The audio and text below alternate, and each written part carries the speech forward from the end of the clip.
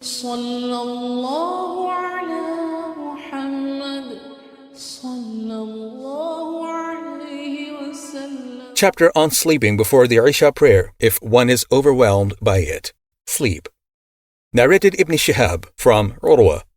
Isha, may Allah be pleased with her, said, once Allah's Messenger, peace be upon him, delayed the Isha prayer till Umar reminded him by saying, the Salah, prayer, the women and children have slept. Then the Prophet, peace be upon him, came out and said, none amongst the dwellers of the earth has been waiting for it, the prayer, except you. Urwa said, nowhere except in Al-Madinah the prayer used to be offered in those days. He further said, the Prophet, peace be upon him, used to offer the Isha prayer in the period between the disappearance of the twilight and the end of the first third of the night. Narrated Nafir, Abdullah bin Umar, may Allah be pleased with them, said, once Allah's Messenger, peace be upon him, was busy at the time of the Isha, so the prayer was delayed, so much so that we slept and woke up and slept and woke up again. The Prophet, peace be upon him, came out and said, none amongst the dwellers of the earth but you have been waiting for As-Salat, the prayer.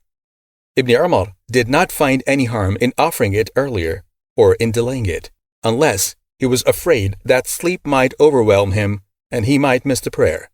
And sometimes he used to sleep before the Isha prayer.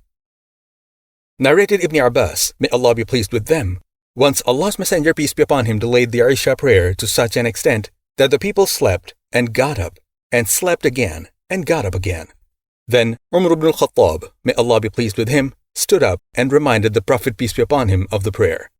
Allah said, Ibn Abbas said, the Prophet, peace be upon him, came out as if I am looking at him at this time, and water was trickling from his head, and he was putting his hand on his head, and then said, hadn't I thought it hard for my followers, I would have ordered them to offer Salah, prayer, Isha prayer, at this time. I asked Allah for further information, how the Prophet, peace be upon him, had kept his hand on his head, as he was told by Ibn Abbas.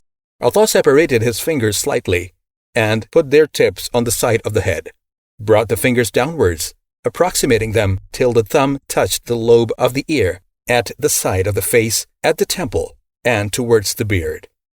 He neither slowed nor hurried in this action, but he acted like that. The Prophet, peace be upon him, said, hadn't I thought it hard for my followers, I would have ordered them to offer Salah at this time.